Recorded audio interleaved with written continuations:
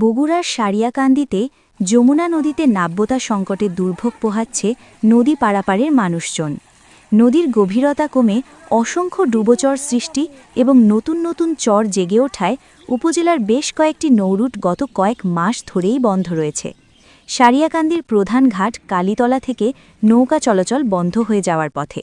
প্রতিনিয়ত মাঝিরা চাঁদা তুলে এ চর কেটে ড্রেনের মতো একটি খাল খনন করা হয়েছে। সেই পথ দিয়ে খুবই কষ্টে প্রতিদিন শতাধিক নৌকা উপজেলার বিভিন্ন নৌঘাটে চলাচল করছে।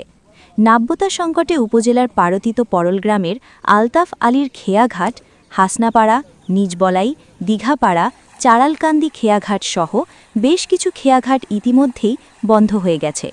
কৃষি ও নিত্য প্রয়োজনীয় মালামাল নিয়ে পায়ে হেঁটে চরাঞ্চল মানুষজনদের অতি কষ্টে নৌঘাটে পৌঁছতে হচ্ছে। নদীর গভীরতা কমে যাওয়ায় মাঝে মাঝে ডুবোচরে নৌকা আটকে যাওয়ায় গন্তব্যস্থলে নৌকা পৌঁছতে বর্ষা মৌসুমের চেয়ে দ্বিগুণ সময় লাগছে। ফলে নদী পারাপারের মানুষজনের সময় ও বাড়তি টাকা খরচ হচ্ছে।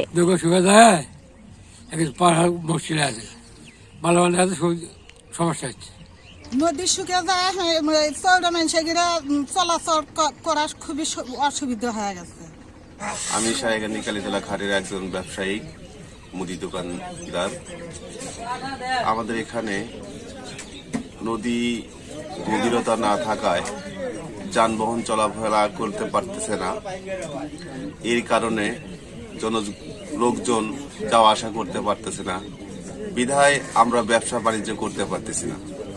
আর এই ব্যবসা না থাকলে আমরা গরিব মানুষ কিভাবে চলাফেরা করব?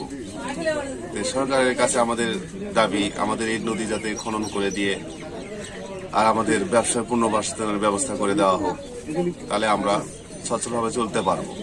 নদী শুকিয়ে যাওয়ার কারণে আমাদের নৌকা চলাচলের সমস্যা এবং তেলও বেশি পুরা এবং সময়ও বেশি লাগে। আগে গেছি 1.5 ঘন্টা, এখন লাগে 3 ঘন্টা।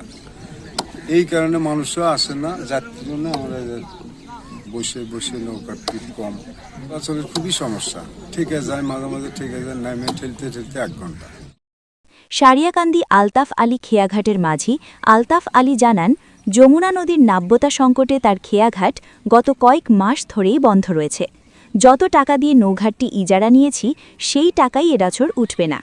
বগুড়া জেলা প্রশাসক মোহাম্মদ তৌফিকুর রহমান বলেন, সারিয়াকান্দিতে নৌবন্দর স্থাপনের কাজ চলমান রয়েছে। নৌবন্দর হলে সারা বছর নৌপথ ড্রেজিংয়ের আওতায় থাকবে। সুমন সাহা, সারিয়াকান্দি সংবাদ, বগুড়া।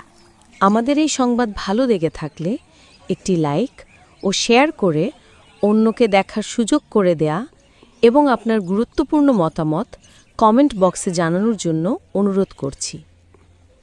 সারিয়াকান্দি সংবাদের সাথে থাকার জন্য আপনাদের অনেক ধন্যবাদ।